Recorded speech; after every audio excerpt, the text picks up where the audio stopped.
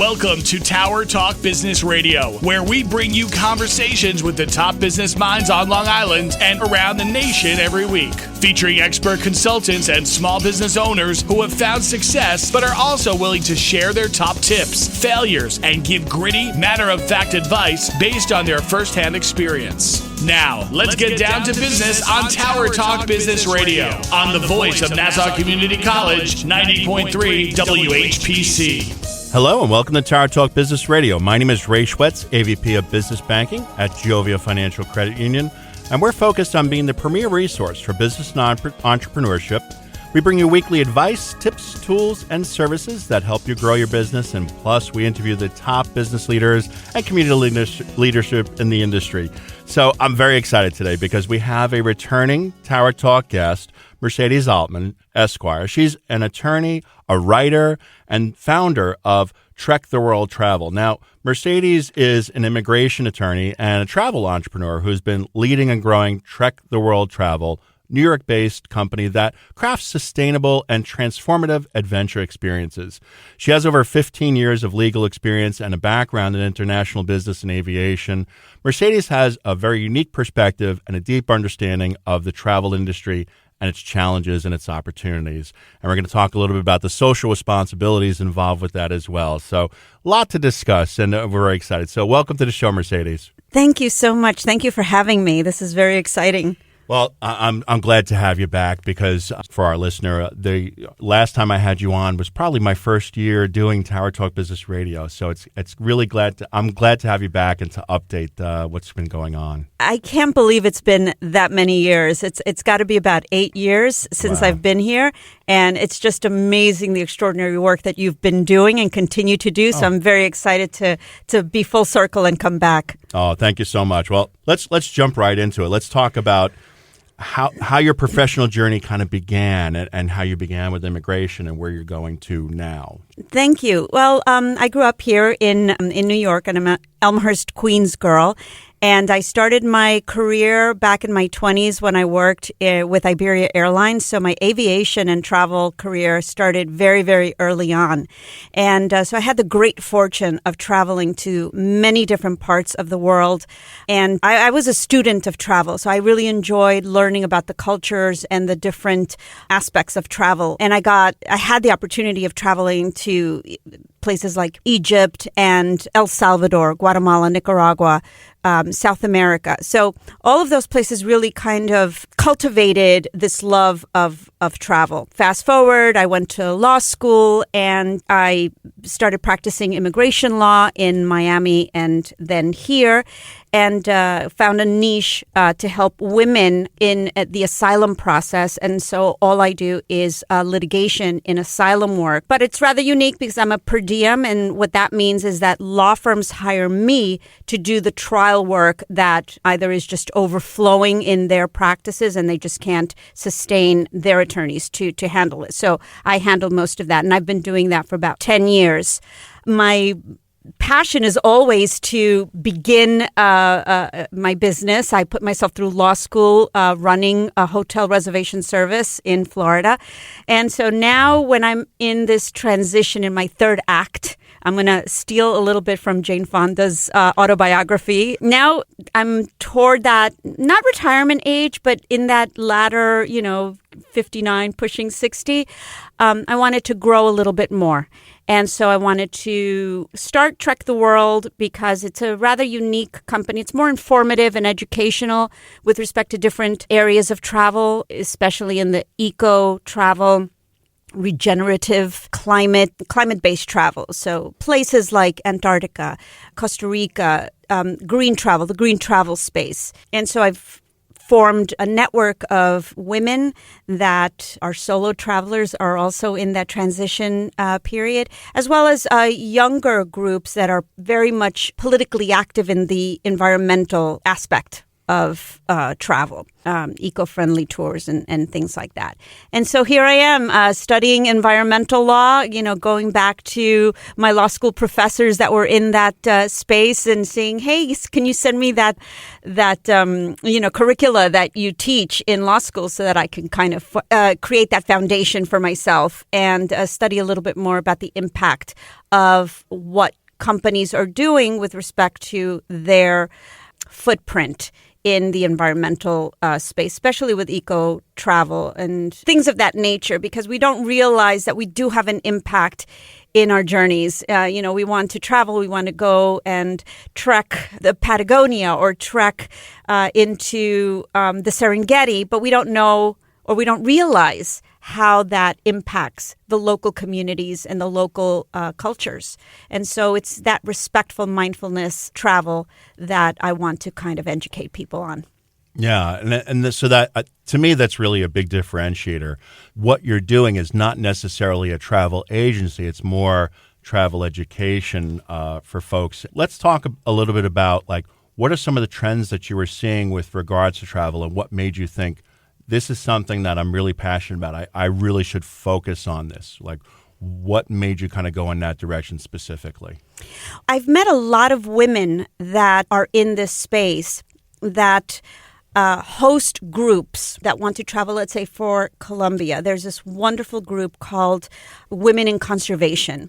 And what they're doing is even when they're promoting their country for travel, whether it's to Medellin or Bogota, whatever it is, there's an aspect of conservation and how they are giving back to the communities, a little bit more of reforestation so that we are growing back some of the impact that the footsteps of tourism kind of hurts that community. In reading up on Antarctica, that we actually derive, I think, and don't quote me because I do have to fact check myself, 90% of our drinking water comes from Antarctica. So they are very, very specific with the type of expeditions that you're able to take. And no one's saying, hey, don't go visit Antarctica. You just have to really be mindful of how you're doing it. There's just a limitation of how you're able to see such a beautiful, beautiful area. My trip to Iceland, I did the entire ring of Iceland, and they are so focused on conservation, and you don't see any trash anywhere. You don't see any footprint of tourism there because it's just such a rugged, beautiful place. But there is a debt that we owe these places to maintain a respectful way of traveling there. Places like Guatemala and Costa Rica, El Salvador, which you wouldn't think is a tourism place, but a lot of people go there for the fishing, the wildlife, the eco-friendly view. But when you travel to those places, there's a big impact on the local communities, on the women and the children that serve the tourism and serve the tourist person. And you don't see that sometimes the two don't mesh well. And in my immigration practice, I would kind of see that. Everybody wants to travel to these places, but they don't realize how devastating the political climate is and how that affects tourism. And so those things, I just kind of put two and two together, and I wanted to educate myself. And in educating myself, I want to educate people with respect to the travel that they're doing. So that is something that I think is very interesting because honestly, as a person who travels here and there, and certainly it's something I want to explore more, you would think that when you're traveling, I'm supporting the place that I'm going to. Because I think people mean well. They want to go and experience, and they're interested in the culture, and they want to enjoy. But they also think, I'm spending my money there. I must be helping that area. But that's not necessarily the case, right? That's exactly right. I went to actually the New York Times has a big travel show. I think it's early year, January or February. Mm-hmm. And I met a woman that handles the African Tourism Board. And I had a conversation with her about that. And a lot of people, they travel to these places, whether it's a safari in Kenya or Nairobi, these, actually beautiful places to visit, wildlife and scenery. And yes, I'm being a patron of this community, but sometimes that's not really what's necessary. Oh, let me donate to this, as opposed to maybe really digging a little deeper and saying, you know what, let's empower the women there to sell their wares, and not be so readily, to visit a place and donate money where you don't really necessarily know where the money goes to. Sometimes the money doesn't flow to the women that are creating their businesses. Sometimes it doesn't flow to the children that need it, especially if the children are selling you things and you think, oh, I'm going to buy from this child. Sometimes that's not actually a good thing to do. So you really need to educate yourself to make sure that you are not being a hindrance to that community and really understanding the impact that you're having while you're traveling. We all want to do good, and sometimes it's just a little misplaced, not from our own fault. It's just from a lack of perspective and a lack of education on that particular place that we're visiting. Yeah, I mean, a good example of that, I have a friend who traveled to India, and what he said was, he wanted to buy from children or he wanted to support, but he wasn't sure, like, all right, well, by doing this, am I just promoting this bad behavior towards the children and almost like slavery? It's awful. And you don't know until you're in that position and you feel it in your gut and you're going, wait a minute, am I supporting? Am I doing something wrong here? So it's got to be tough to kind of differentiate, like, well, and how do you do that? How do you figure that out? That's exactly right, and not to bring the the energy down, but child slavery and women that are caught up in this system, that they're out there begging and selling. You're not really helping that child. You're helping somebody behind the scenes. Exactly, you're helping somebody behind the scene, and that's really, and again, that's a very broad statement that I'm making. And I really want to make sure that that's not always the case. However, most often that is a very impactful, a negative impact on the child. A very brief example also is visiting orphanages. We think we're doing a good work from visiting orphanages in, especially in European countries where orphans are unfortunately a very prevalent in certain countries, and wanting to do good, wanting to maybe connect with a child may not be the best thing for that child. It makes us feel good, right? But then we leave, right? And what happens to that child? So because there's a big tourism, for orphanages. People want to go and do work, but that's not necessarily a good thing. And again, these are all things that I'm also learning and educating myself on, and it blows my mind, really does. You are listening to Tara Talk Business Radio on the voice of Nassau Community College, 90.3 WHPC. I'm Ray Schwetz, and our guest today is Mercedes Altman, Esquire. She's attorney, writer, and founder of Trekk The World Travel. So, I mean, we're talking a lot about some of the misconceptions that folks have. So what do you feel is like the biggest misconceptions that people have about travel, and what ways can they kind of mitigate that and change that and learn the truth? Read. Just read, just educate yourself on the place that you're going to. People love to cruise. And you can just educate yourself on what type of cruise ship that you're traveling on. Are they doing anything to mitigate their footprint? These huge cruise ships, which are cities on the ocean in and of themselves. And, we just think of, oh my God, we're just going on this fabulous cruise, which it is, and there's going to be slides and waterfalls, and I can play golf, I can play pickleball, I can do all of these things. And then you get to the port. How is that sustained? How is that impacting the people at the port? Cruise ships are doing really good work in trying to mitigate those damages, and countries are rerouting cruises. And so you have to just kind of be a little bit more discerning with how you're traveling, where you're traveling to, and what impact. There's a lot of ships are now trying to minimize their impact on the oceans, whether it's from a waste management perspective. It's got to go somewhere, right? Right. So you just have to be a little bit more discerning and educate yourself just a little bit. And travel agents are great with that. They're also learning. So there's a huge impact now on green writing, green travel, regenerative travel, what hotels are in the green space, maybe patron those. Maybe not, maybe choose a different destination than you would normally do, and visit those places that haven't had that impact so much that you can maybe travel in a smaller ship, or maybe do for example, Alaska is just one of those amazing destinations that it's a once in a lifetime, opportunity. And the cruising industry is the best way to do that. But they usually use smaller ships, and the impact is you don't see huge industry of like those big city cruise ships.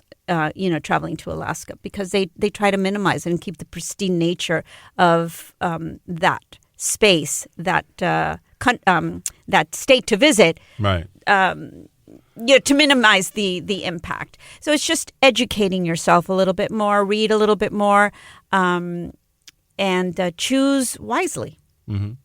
And I think that's a great example. I know Alaska is something that seems to be more of a destination of choice lately. Yes. In fact, my brother just went on his honeymoon there, and he did it via a small cruise. Yes, and that's the best way to see everything.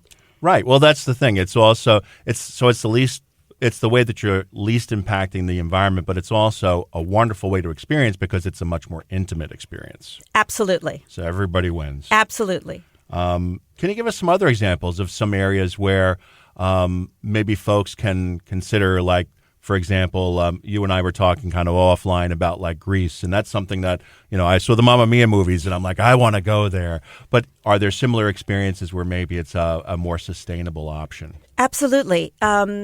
So I love Greece. Yeah. And who doesn't want to go and visit Santorini and Mykonos and all of those places. And by the way, in the films, it's all green screen, so yes. it's not even real. But, yes, but you know what? It doesn't even do it justice because the place is actually that beautiful. But because of the over tourism and the cruise ships that just descend on those places, on those beautiful areas. And sometimes you don't even realize that in Athens, there's construction, or you're not going to get that beautiful scenery that you would normally, as a historian or as a traveler of cruising Greece.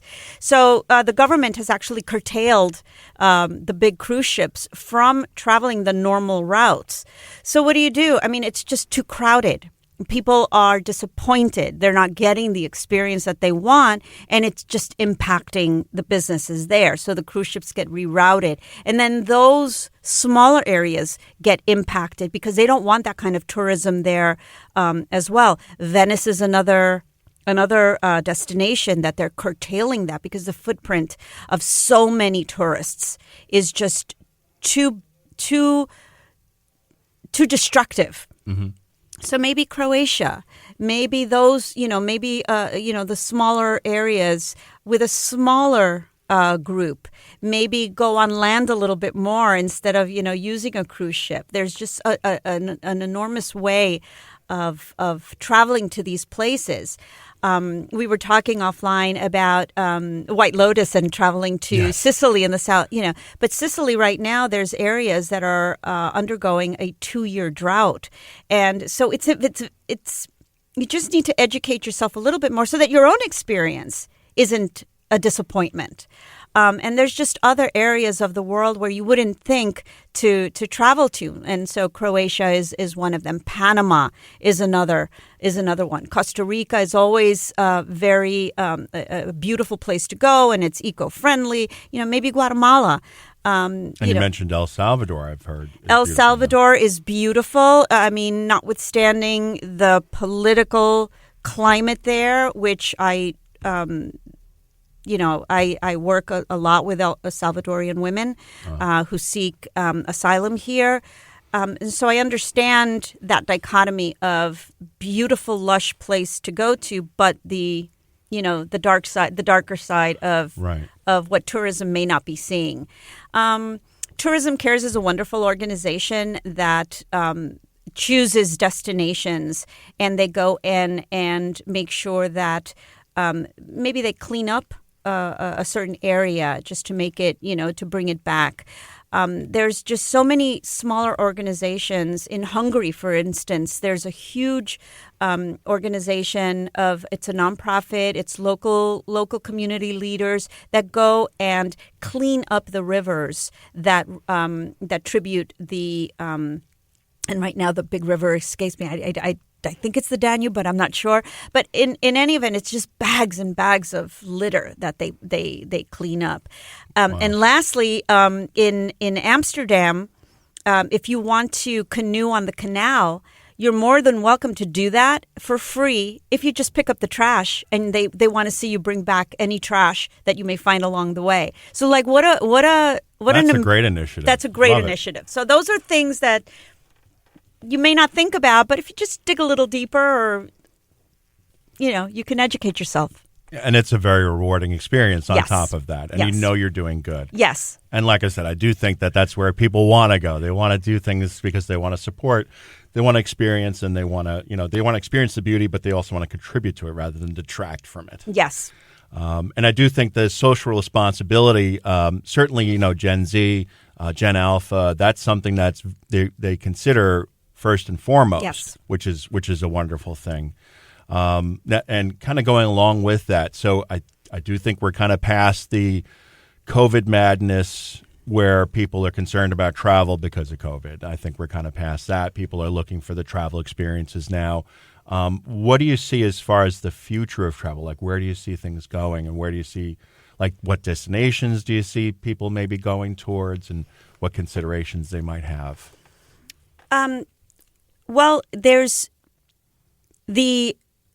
about 5 or 6 destinations that are on people's radar right now. Mm-hmm. Antarctica absolutely is one of them. You have Antarctica, you have Alaska, but then you also have areas like you would normally not think of them as, like, Rwanda, with just amazing wildlife to visit and experience.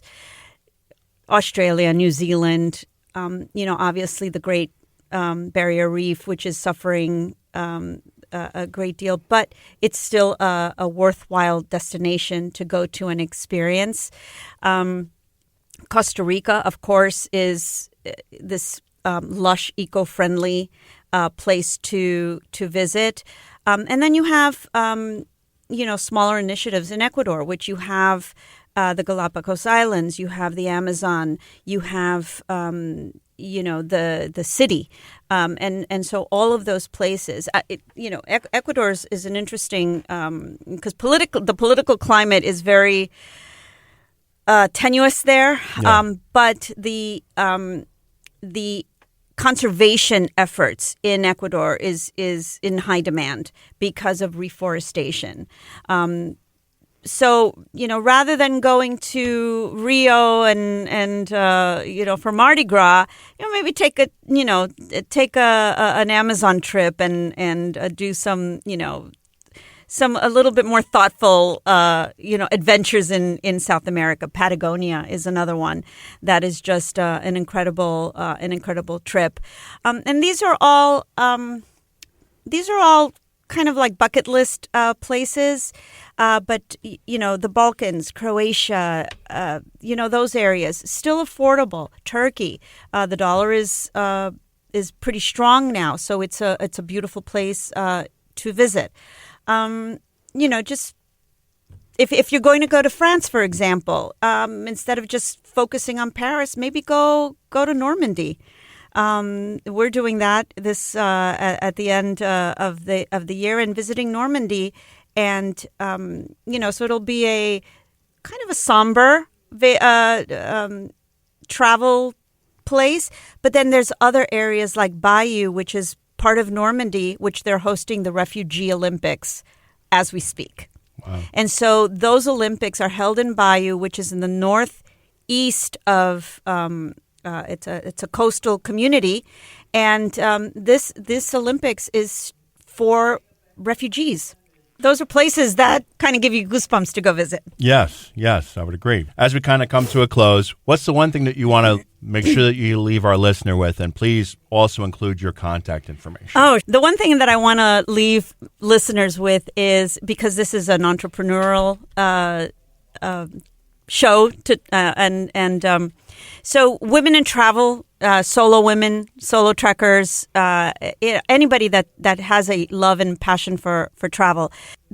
I'm going through a transition period. I'm in my, again, as we started, in my third act. So I want to create a business that is impactful, and I want to just keep growing it. So if you have a thought, you have an idea, just, nurture it, reach out to somebody, get some mentorship, and definitely don't waste that idea into, I don't think I can, or it's not the right time. It doesn't matter. Just do something and build on it. And it may not happen today, but it may happen in 10 years. You don't know. And just reach out and keep learning, keep studying, keep immersing yourself in any endeavor that you're doing, because you just never know who you're going to meet. Just a very, very quick anecdote. I was enamored with networking, and networking kind of died with COVID. And then all of a sudden I just met an attorney whose wife happens to be in a political group of young people that do climate work and support candidates that do climate work. And I thought, this is so great. This is so serendipitous. And so now I'm in contact with her, and she, who's half my age, is teaching me about, all of these issues. So you never know who you're going to meet. Just take it all in and always be open to it. Always be open to it. Yes.